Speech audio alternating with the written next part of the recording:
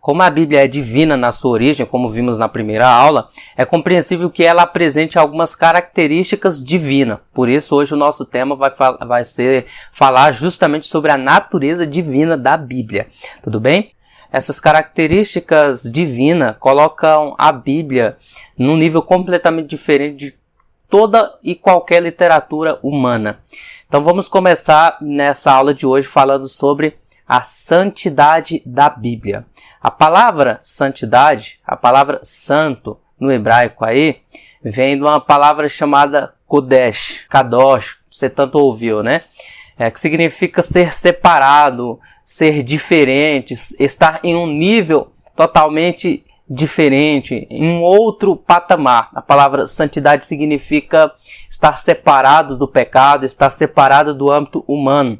A palavra grega para santidade, ela vem de uma raiz chamada hagios, né, de santidade. Também significa a mesma questão. Significa ser separado do profano para o uso sagrado. Então, é esse tipo de separação. Gente, essas palavras, tanto Kadosh ou Kodesh ou Hagios, significa ser separado, né? Santo, ou aquilo que é consagrado, separado para algo. Como atributo de Deus, a santidade significa ser total. Quando se fala de Deus santo, a santidade de Deus significa que ele está total e completamente separado de toda a criação e do mal. Nesse sentido, a criação não pode se comparar a Deus nesse sentido de santidade. Com isso, eu quero deixar bem claro aqui que Deus ele não está separado da humanidade no sentido de relacionar-se com ela, mas que Deus não pode ser influenciado negativamente por nada que foi criado. Deus ele está num nível completamente diferente. Daí, algumas ocasiões ocorrerem de Jesus, por exemplo, tocar no leproso, né? E a impureza do leproso não pega em Jesus, mas a pureza de Jesus purifica o leproso. Então, é nesse sentido, basicamente. Vamos então agora, antes de falar da santidade da palavra de Deus, nós vamos falar sobre o Deus que é santo. Porque se a palavra é de Deus e a palavra ela é considerada santa, então, obviamente, esse Deus que está pronunciando essa palavra, ele deve ser santo. Quando a santidade está associada a Deus, geralmente ela está associada a vários aspectos. Por exemplo, quando a Bíblia fala que Deus é santo, a Bíblia está falando que essa santidade de Deus pode, por exemplo, ser associada ao seu zelo. Josué, capítulo 24, versículo 19, a palavra de Deus nos diz assim: Josué disse ao povo: vocês não têm condições de servir ao Senhor. Ele é Deus santo, é Deus zeloso. Ele não perdoará a rebelião e o pecado de vocês. Então veja que Josué está apelando, né, para um aspecto de Deus. Deus é santo, Deus é zeloso. Em segundo lugar, a santidade de Deus ela também está associada ao seu nível exaltado, à sua exaltação. Por exemplo, o Salmo 99, verso 9, a palavra de Deus nos diz assim: exaltai ao Senhor nosso Deus e adorai-o no seu santo monte, porque o Senhor nosso Deus é santo. Isaías, capítulo de número 5, verso 16, vai nos mostrar que a santidade de Deus ela está associada à sua justiça. Deus é santo porque é justo, ou Deus é justo porque é santo. O profeta diz assim: mas o Senhor dos exércitos será exaltado em juízo, e Deus, o santo, será santificado em justiça. Então é muito importante nós pararmos e pensar que a palavra de Deus, sendo de um Deus santo e justo, essa palavra ela é justa nas suas aplicações e implicações. Amém? A sabedoria de Deus, ou a santidade de Deus também, ela está muito associada, preste bastante atenção nisso, com o poder de Deus. Deus é santo e essa santidade está associada ao poder de Deus. Alguns estudiosos chegam a falar que a santidade de Deus é o maior dos seus atributos. porque tudo que Deus faz é santo, o poder de Deus é santo, o seu conhecimento é santo, a sua misericórdia é santa e o poder de Deus também é santo. Apocalipse 4:8 diz assim: e os 4 animais tinham, cada um especificamente 6 asas, e ao redor e por dentro estavam cheios de olhos, e não descansam nem de dia nem de noite, dizendo: Santo, Santo, Santo, é o Senhor Deus, o Todo-Poderoso, que era, que é e que há de vir. Então, santidade está associada ao poder de Deus. Deus ele é todo poderoso, mas esse poder de Deus ele é administrado pela sua santidade. Amém? A santidade de Deus, ela também vai falar sobre a sua singularidade total.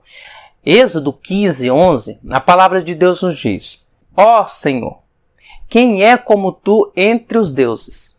Quem é como tu glorificado em santidade, terrível em louvores, operando maravilhas? Quem é semelhante ao Senhor? Deus é singular, ninguém pode se comparar a Ele. O fato da palavra de Deus aqui está perguntando: quem é semelhante a ti? Qual outro Deus semelhante aqui? Não quer dizer que há outros deuses, tá, gente?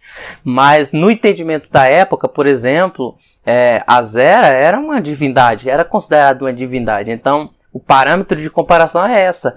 As outras divindades que eram feitas pela imaginação humana não podem ser comparadas com o Deus verdadeiro, o único Deus verdadeiro. Como diz o próprio Israel, né, no Shema Israel, ouve Israel, o nosso Deus é o único Deus. Ele é único, ele é singular, ele é o todo-poderoso. Ninguém se compara a esse Deus tão santo como a palavra de Deus nos revela. A santidade de Deus também, ela está relacionada à sua pureza. Deus é santo e essa santidade está relacionada à sua pureza. 2 Coríntios 7:1, o apóstolo Paulo diz assim: ora, amados, pois que temos tais promessas, purifiquemo-nos de toda a imundícia da carne e do espírito, aperfeiçoando a santidade no temor de Deus. Então veja que o motivo ou a motivação para que eu e você nos mantenhamos puro é porque esse Deus a quem nós servimos, o Deus da palavra, é um Deus santo.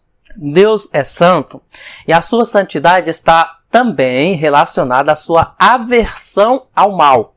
Salmo 78, versículo 41, ou verso 41, se você prefere chamar assim, diz assim: voltaram atrás e tentaram a Deus e duvidaram do Santo de Israel. Esse tentar a Deus não é no mesmo sentido de que eu e você somos tentados, mas é um teste, é provar. Deus não precisa ser provado.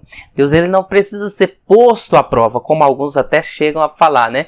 Que alguém coloca Deus contra a parede. Isso é impossível. Deus não pode ser tentado pelo mal, mas Israel testou a Deus, porque por mais que Deus fizesse milagres e operasse grandes coisas, Israel insistia então em manter-se duro, em manter-se irreverente a esse Deus. E nesse sentido, Deus ele é avesso ao mal, à maldade. O profeta Abacuque chega a falar que Deus ele é tão puro de olhos que não pode contemplar o mal. As obras que esse Deus Santo realiza, ela inspira profunda sensação de temor. Isaías 29, verso 31 diz assim: mas quando vir a seus filhos a obra das minhas mãos, no meio deles santificarão o meu nome. Santificarão o santo de Jacó e temerão ao Deus de Israel. As obras de Deus anunciam que ele é santo. E ao ver a obra de Deus manifesta, seja na criação, seja na palavra, seja na obra redentora de Cristo, ao ver a obra poderosa de Deus, nós o temeremos, nós santificaremos o seu nome, reverenciaremos o seu nome. Bem como a santidade de Deus também, a adoração perpétua das suas criaturas. As obras de Deus, a revelação de Deus, a santidade de Deus requer das suas criaturas serviço, requer das suas criaturas reverências, requer das suas criaturas adoração. Diz assim a palavra de Deus, por exemplo, em 1 Crônicas 16, 29 e Apocalipse 4, 8, mas vamos ficar só com 1 Crônicas 16, 29, que diz assim: Dai ao Senhor a glória de seu nome, trazei presentes e vinde perante ele. Adorai ao Senhor na beleza da sua santidade. Então Deus faz as suas obras e as suas obras requer que as suas criaturas, que somos eu e você e toda a obra criada, reverenciamos a esse Deus todo santo. Até aqui falamos da santidade de Deus, então definimos: Deus é santo. Logo, se Deus é santo, a sua palavra ela é santa. Então hoje nós vamos pensar especificamente a partir de agora sobre o caráter santo da palavra de Deus. O mesmo termo usado para significar a santidade de Deus também pode ser aplicado à palavra de Deus, a Bíblia. Por isso que nós chamamos a Bíblia de sagrada. Sagrada no sentido, não nesse sentido místico, né? A Bíblia ela pode ser acessada por uma criança, por um adulto, ela está ali.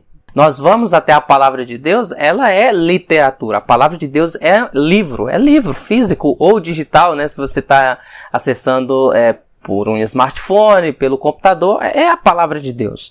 Então nós temos acesso a essa literatura, mas o conteúdo, a palavra em si, ela é sagrada, porque é palavra de Deus. Essa palavra também, ela é exaltada. Paulo disse a Timóteo, na segunda epístola dele, 2 Timóteo, capítulo de número 3, versículo 15, ele diz assim: Paulo diz a Timóteo: e que desde a tua meninice sabes as sagradas letras, que podem fazer-te sábio para a salvação pela fé que há em Cristo Jesus. Veja, sagradas letras, não são qualquer letra, são letras sagradas, a palavra de Deus. Isso não é conceito tardio, tá, gente? Esse conceito de que a Bíblia é sagrada é desde os tempos remotos. Desde a época de Moisés, por exemplo, nós vemos relatos que Moisés, os patriarcas, os profetas, consideravam a palavra de Deus sagrada. Quando Moisés escreve Deuteronômio 31, 24 ao 26, a Bíblia vai nos falar, nesse relato bíblico, nessa base bíblica, que a palavra de Deus, ou as tábuas da lei, foram colocadas junto da arca, né, no lugar mais sagrado do tabernáculo,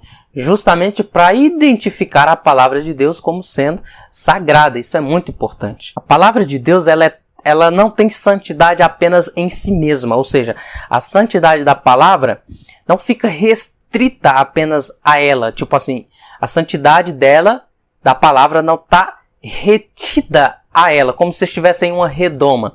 Mas essa santidade da palavra pode reverberar na minha e na sua vida. Por isso que Jesus fala lá em João 17, quando ele está fazendo a oração sacerdotal pelos discípulos, ele diz assim: santifica-os na verdade, a tua palavra é a verdade. Ou seja, a palavra de Deus tem o poder de me tornar uma pessoa santificada. Então, essa palavra que me santifica também me torna sábio.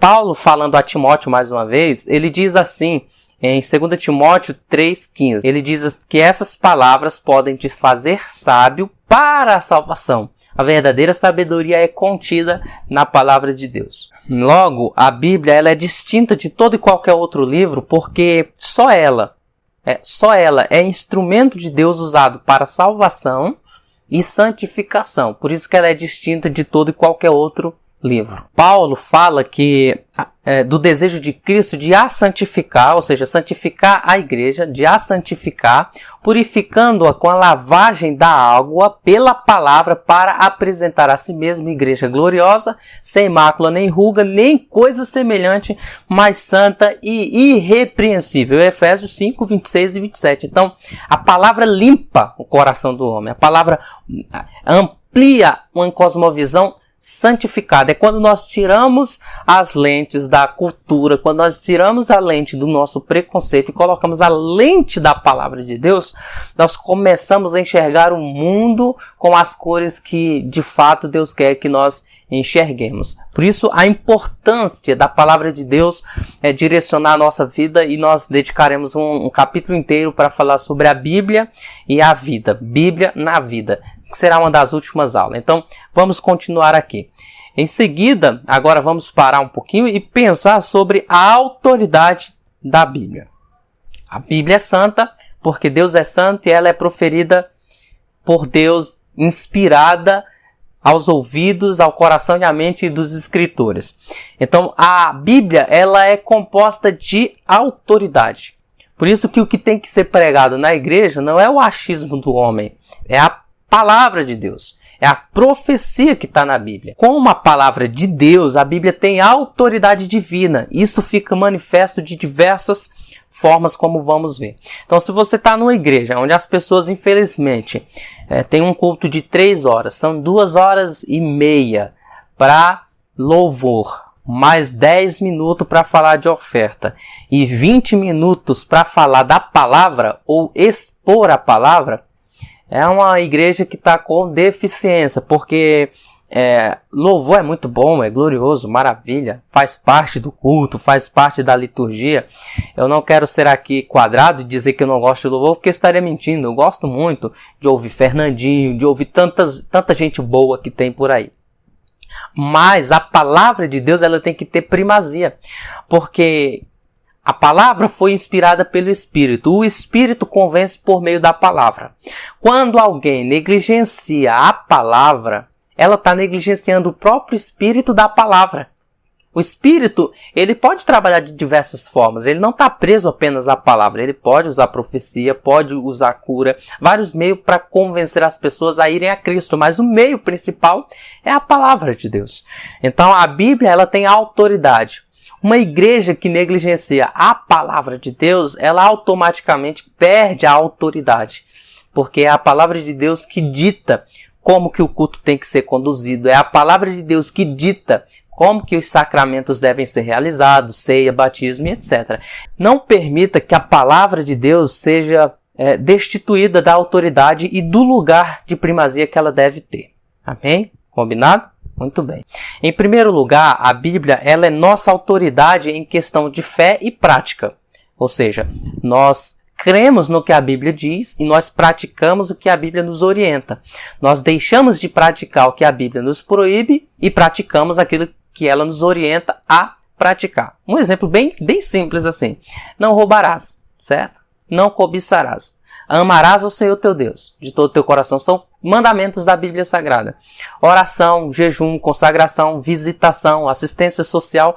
São coisas que a Bíblia ela fala ali. Traição, que não pode ocorrer entre os cônjuges. Enfim, então são esse tipo de coisa que a palavra de Deus nos orienta. E nós olhamos para a Bíblia com um olhar de servo. A Bíblia não é serva da igreja, mas a igreja é serva da palavra de Deus. Paulo diz assim na sua segunda epístola a Timóteo, capítulo de número 3, 16 e 17.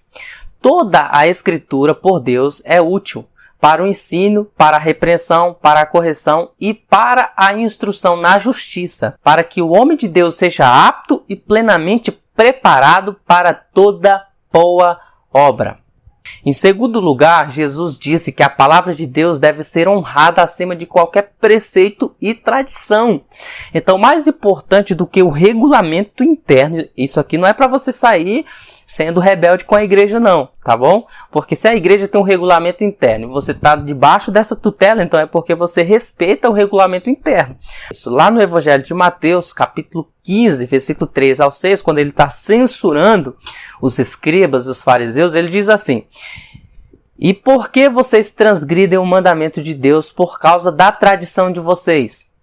Versículo 4. Pois Deus disse, honra o teu pai e tua mãe, e quem amaldiçoar o seu pai ou sua mãe terá que ser executado. Mas vocês afirmam que, se alguém disser a seu pai ou a sua mãe, qualquer ajuda que vocês poderiam receber de mim é uma oferta dedicada a Deus, ele não é obrigado a honrar seu pai e mãe. Dessa forma, assim vocês anulam a palavra de Deus por causa da tradição de vocês. Então veja que Jesus está censurando os judeus daquela época ali, porque por causa da tradição, por exemplo, eles estavam desonrando pai e mãe. Então veja que a tradição, o costume, não é maior do que a palavra de Deus. Então, por exemplo, se alguém quer defender o uso e costume da igreja, dizendo que é bíblico e não prova pela Bíblia que determinado uso e costume tá ali com respaldo na Bíblia, por exemplo, a ceia é ordenança, tá na Bíblia. Agora a questão adversas que o líder ou a líder vem impor e não tem uma base bíblica aplicável para aquele tempo, então isso não pode ser maior do que a palavra de Deus. Por isso que a palavra de Deus é ela quem dirige a igreja e não a igreja dirige a palavra de Deus. A palavra de Deus ela é tão importante, gente, que o próprio Jesus, não é apóstolo, não é ninguém, mas é o próprio Jesus quem diz que a palavra de Deus é algo que procede como alimento da própria boca de Deus. Quando Jesus está sendo tentado, lá em Mateus 4:4, quando o diabo faz lá a proposta para ele transformar pedra em pão, Jesus fala assim, olha, nem só de pão viverá o homem, mas de toda palavra que procede da boca de Deus. E Jesus estava se referindo ali a Deuteronômio, ou seja, que aquilo que era escrito na palavra de Deus era a boca de Deus. Então, Deus falar não é simplesmente você ouvir trovões, ouvir voz, mas quando você pega a Bíblia e a lê, é a própria palavra de Deus, é a própria boca falando com você. Um teólogo já dizia, né? Se você quer ouvir a Deus, leia a Bíblia. Se você quer ouvir a voz de Deus audivelmente, leia a Bíblia em voz alta, porque é a palavra de Deus. A palavra de Deus, sendo santa, sendo poderosa, ela é irrevogável. Guarde isso no seu coração. Jesus fala em Mateus 5,18, porque em verdade vos digo que até que o céu e a terra passem, nem um jota ou um tio se omitirá da lei sem que tudo seja cumprido. Isso só pode ser dito a respeito de um texto que tem a autoridade divina, tal como a Bíblia tem. Agora vamos falar aqui sobre a infalibilidade da Bíblia. A Bíblia ela é infalível naquilo que ela promete cumprir. Por exemplo, no Antigo Testamento nós temos as promessas de que Jesus, o Messias, viria. E ele se cumpriu. Vários episódios do Novo Testamento, Jesus Cristo está realizando uma obra, Jesus Cristo está indo para o Calvário, Judas traz Jesus e tudo aquilo Jesus sempre falava para que se cumprisse a Escritura, para que se cumprisse a Escritura. A palavra de Deus, ela se cumpre, ela é irrevogável. A palavra de Deus liberada, ela não pode voltar. Jesus Cristo vai voltar e isso é uma promessa irrevogável. Nós temos essa bendita esperança, ainda que alguns a tenham por tardia, por exemplo. Lendo a Bíblia, assim como a palavra trindade não aparece, a palavra infalibilidade também não aparece, tá bom? Mas é um conceito real. Por mais que a palavra não esteja ali, o conceito está. Por exemplo, outras afirmações implicam a infalibilidade da palavra de Deus. Jesus fala em João, capítulo de número 10, versículo 35, que a palavra de Deus não pode ser anulada, por exemplo. Deus também afirmou por intermédio do profeta Isaías, lá em Isaías 55:11, e aí tem textos correlatos como Mateus 15, 3 ao 6, Mateus 4, versículo 7, versículo 10. Vamos ficar só com Isaías 55:11, que ele diz assim: assim será a palavra que sair da minha boca, ela não voltará para mim vazia, mas antes fará o que me apraz e prosperará naquilo para que a enviei. Isso é a palavra de Deus. Ela é irrevogável. A palavra de Deus ela tem o poder de cumprir. Nada pode ser acrescentado à palavra de Deus, nem retirado. O cano já está fechado, a palavra de Deus já está perfeita. Então, no que temos hoje inscrito, aquilo que está inscrito não pode ser revogado, tá bom? É nesse sentido aí. Em Romanos 3, versículo 2, a Bíblia diz assim, Paulo fala que a palavra de Deus, ela é os oráculos de Deus. Ela é como se fosse a própria profecia de Deus. É como se Deus fosse o próprio profeta profetizando. E ele mesmo é quem garante que essa promessa, ou seja, profecia ou palavra, irá se cumprir. Ele mesmo responde pela autoridade daquilo que ele está prometendo. Isso é incrível, né? Bendito seja esse Deus tão magnífico e a sua palavra tão gloriosa. Uma outra questão bem interessante que é o que as pessoas, os críticos falam sobre a Bíblia conter erros. E aí eu quero falar para você da inerrância da Bíblia. como a Bíblia está firmemente enraizada no Deus de quem ela é a própria palavra, cada participante da Trindade está envolvido na sua inerrância. Assim, 3 argumentos podem ser propostos para cada membro da Trindade. Esses 3 argumentos deixam claro que a Bíblia está isenta de erros. Por exemplo, o argumento a partir do Deus Pai. A lógica é simples e irrefutável. Deus não pode errar, primeiro argumento. A Bíblia é a palavra de Deus, segundo argumento. Terceiro argumento, a Bíblia não pode conter erro. Se Deus não pode errar e a Bíblia é a palavra de Deus, logo o que a Bíblia diz é a verdade e não pode conter erros. O livro de Hebreus declara de maneira enfática, Hebreus 6,18, por 2 coisas imutáveis, nas quais é impossível que Deus minta. Tenhamos a firme consolação nós, os que pomos o nosso refúgio em reter a esperança proposta. Então é impossível que Deus minta. Se é impossível que Deus minta e a palavra de Deus, a Bíblia, é a palavra de Deus, então é impossível que a palavra de Deus minta. Paulo vai declarar lá na epístola dele a Tito, Tito 1, versículo 1 e 2. Segundo a fé dos eleitos de Deus e o conhecimento da verdade que é segundo a piedade em esperança da vida eterna, a qual Deus, que não pode mentir, prometeu antes dos tempos dos séculos. E em Romanos, Paulo afirma em Romanos 3,4, seja sempre Deus verdadeiro e todo homem mentiroso. Jesus, eu já falei, mas só para guisa de confirmação, em João 17,17, santifica-os na verdade, a tua palavra é a verdade de Deus. Se Deus não pode errar e a Bíblia é a palavra de Deus, conclui-se necessariamente que a Bíblia também não pode errar. Esse é o primeiro argumento, o argumento da inerrância da palavra de Deus. É o argumento da Bíblia associada ao Pai. O segundo argumento é o argumento do Filho. O argumento a partir da autoridade divina de Cristo é poderoso. É basicamente a mesma associação que a gente fez agora com o Pai.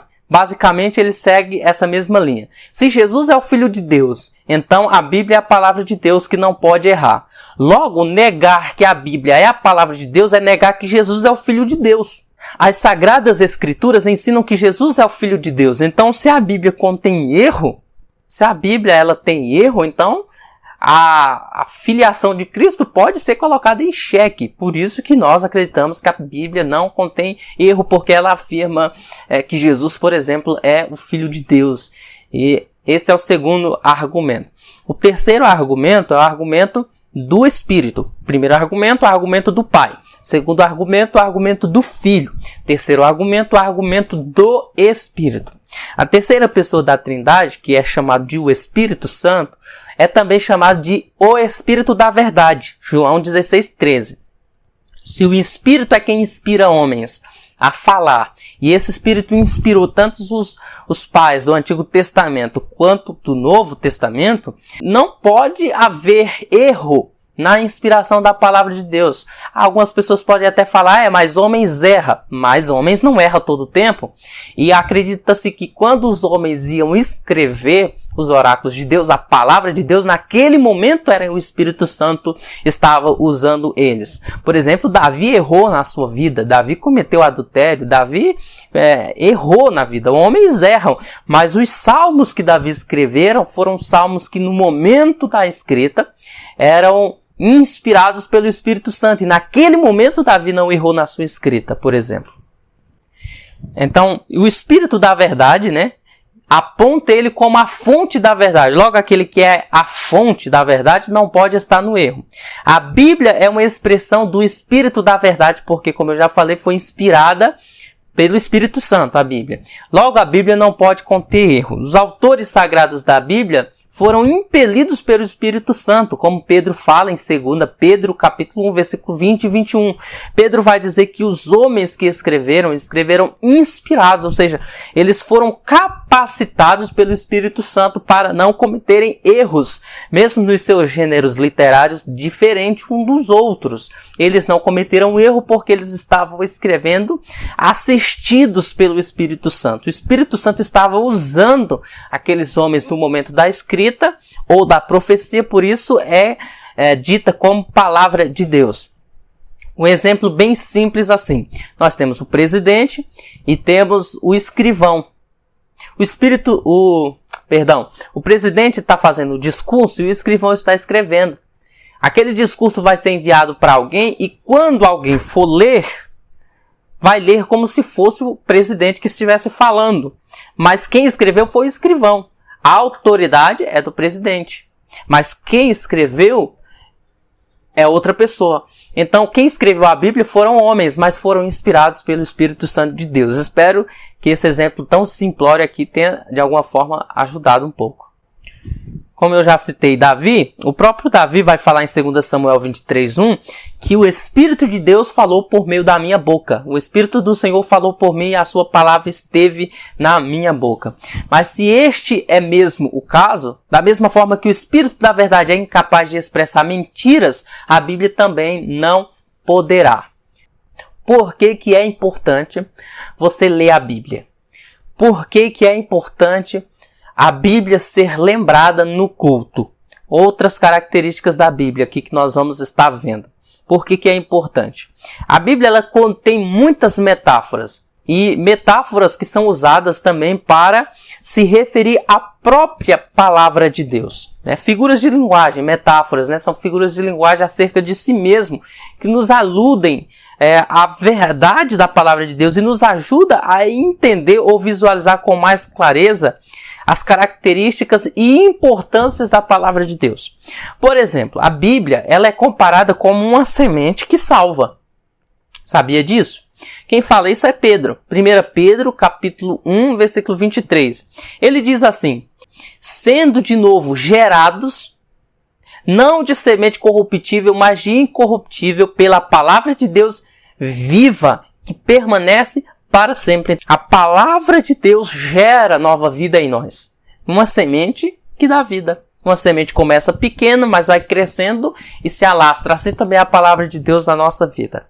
A Bíblia, o próprio Pedro também, vai comparar a Bíblia como leite. Isso fala da necessidade. O leite nutre. Uma criança precisa do leite materno para sobreviver. E Pedro fala que a palavra de Deus ela é como leite. 1 Pedro 2,2 ele diz que desejai, ele orienta os irmãos a desejar afetuosamente como meninos novamente nascidos, o leite racional, não falsificado, mas que por ela vades crescendo. Veja que esse leite que Pedro fala não é um leite apetitoso que se come com a boca. Esse leite é leite racional. Como que nós nos alimentamos da palavra de Deus? Pelos veículos de raciocínio, olhos e ouvidos. Nós nos alimentamos da palavra lendo e ouvindo. A Bíblia, ela também é comparada como uma comida sólida. Primeiro o leitinho, Depois também é comparada como comida sólida. E como comida sólida, ela nos satisfaz. Quando as pessoas vão para o culto, elas não vão para ouvir pessoas. Elas vão para ouvir a palavra de Deus, porque é a palavra de Deus que satisfaz o homem. Quem vai falar que a palavra de Deus ela satisfaz é o escritor de Hebreus. Hebreus 5,14 diz que mas o mantimento sólido é para os perfeitos, os quais em razão do costume têm os sentidos exercitados para discernir tanto o bem quanto o mal. Então a palavra de Deus como alimento sólido, ela nos dá capacidade para discernir entre o bem e o mal, verdadeiramente sem influência maligna. A Bíblia também ela é comparada a uma água que nos lava. Eu já citei aqui Efésios 5, 25 e 26, mas o Salmo 119, verso 9 também fala isso. O salmista pergunta: como purificará o jovem o seu caminho? E ele mesmo dá a resposta: observando-o conforme a tua palavra. É importante a palavra de Deus porque a palavra de Deus nos mostra como nós devemos agradar ao Senhor e como nós nos purificamos. A Bíblia também, que é água, é fogo que queima e purifica. Jeremias, profeta, vai dizer no capítulo 23, verso 29, nas palavras dele está escrito assim: não é a minha palavra como fogo, diz o Senhor? A palavra de Deus arde nos ossos. A palavra de Deus nos incendeia. A palavra de Deus nos dá vida. A palavra de Deus nos orienta. A palavra de Deus nos dá direção. A palavra de Deus abre caminhos. A palavra de Deus revela as ciladas do maligno, porque ela é como um fogo. Mas a palavra de Deus também é como um martelo. Jeremias também vai dizer, no capítulo 23 e 29 também, ele primeiro vai falar que a palavra é como um fogo, e ele continua dizendo, não é a minha palavra como um martelo que esmiuça a penha? Então somente a palavra de Deus para pegar o coração duro de gente ruim como eu e quebrar e fazer uma nova criatura. A Bíblia sabe quebrar o coração do homem. A palavra de Deus é tudo isso. Se você está aqui é porque você gosta da palavra. Então é base bíblica. Nós estamos aqui para falar da Bíblia. Lembra que eu falei? A Bíblia Sagrada. Isso é muito fantástico. A Bíblia ela também é comparada como uma espada que penetra o íntimo do homem, operando, trazendo saúde, cura e discernimento. Hebreus 4:13, o escritor de Hebreus vai dizer que a palavra de Deus, ela revela. Ele diz que não há criatura nenhuma encoberta diante dos olhos daquele com quem havemos de tratar, né? Não há criatura alguma encoberta diante dele. Antes todas as coisas estão nuas e patentes aos olhos daquele com quem temos de tratar. Esse é a palavra de Deus que revela. E ela vai lá no íntimo, entre juntas e medulas, discernindo pensamentos e intenções do coração do homem. A Bíblia, que é espada e fere, machuca e trata, também é remédio. A Bíblia não só fere, a Bíblia fere para curar.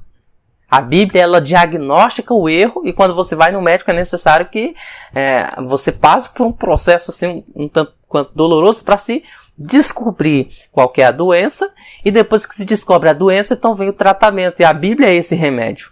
Salmo 119, verso 11, o salmista diz assim, escondi a tua palavra no meu coração para não pecar contra ti. Então a Bíblia é um remédio que previne contra o pecado. É a palavra no coração e mente que me ajuda a vencer a tentação. E a Bíblia vai nos falar também que a Bíblia ela cumpre o papel de um espelho, de revelar quem eu sou para mim mesmo, porque talvez eu possa me enganar. Tiago vai falar no capítulo 1 do livro dele, da epístola dele, versículo 23 ao 25, ele diz assim, porque se alguém é ouvinte da palavra e não um cumpridor, é semelhante ao varão que contempla ao espelho o seu rosto natural, porque se contempla a si mesmo. E assim que se vai, logo se esquece de como era. Aquele, porém, que atenta bem para a lei perfeita da liberdade, que é a palavra, e nisso persevera, não sendo ouvinte esquecido, mas fazedor da obra, este tal será bem-aventurado em seu feito. Então, quando você dá atenção à palavra de Deus, ao que a palavra de Deus fala sobre você, você será bem-aventurado no seu feito, ou seja, no seu estilo de vida, no seu comportamento, você será diferente das outras pessoas. E esse comportamento está bem associado a uma outra característica da Bíblia, que é a luz que ela é para os nossos pés e a lâmpada para o nosso caminho, como diz lá no Salmo 119, verso 5. Lâmpada para os meus pés e luz para o meu caminho é a tua palavra. E a Bíblia, ela é como um conselheiro que consola. O Romanos 15, 4, Paulo nos assegura, porque tudo que dantes foi escrito para o nosso ensino, foi escrito para que, pela paciência e consolação das Escrituras, tenhamos esperança. E aqui, por último, prometo que é a última base bíblica aqui, que a Bíblia ela é como um previsor que jamais falha. 2 Pedro 1,19 diz que e temos muito firmes a palavra dos profetas, a qual bem fazeis em estar atentos como a uma luz que alumia em lugar escuro, até que o dia esclareça e a estrela da alva apareça em vosso coração. A Bíblia nunca falha, gente. Muito bem. Essa é a palavra de Deus. Vamos então para nossas considerações finais, a conclusão. As evidências internas a favor da origem divina da Bíblia são muito fortes. Nós vimos aqui, que diferente de todos os outros livros do acervo da humanidade, A Bíblia leva impressões digitais de Deus. Ela apresenta santidade, como nós vimos, autoridade divina, infalibilidade, indestrutibilidade, infatigabilidade, insuperabilidade, inerrância. Na verdade, como vimos, negar a inerrância da Bíblia representa um ataque direto à autenticidade de Deus, o Pai, a autoridade de Deus, o Filho, e ao ministério de Deus, o Espírito Santo. A infalibilidade da Bíblia são sólidas quanto o caráter de Deus, que não pode mentir. A palavra é como uma semente que salva, um leite que nutre, a carne que satisfaz, a água que lava, o fogo que purifica, o martelo que quebra, uma espada que corta, o remédio que cura, um espelho que reflete, uma lâmpada que ilumina, um conselheiro que consola e um previsor que jamais falha. Uma vez mais, como diz o profeta Isaías 40, versículo 8, seca-se a erva e caem as flores, mas a palavra do nosso Deus subsiste eternamente. Essa é a Bíblia, que você pode ter acesso a ela. Essa é a palavra de Deus que você está aqui comigo aprendendo, tá bom? Então a gente vai começando com esses temas assim bem leve, né?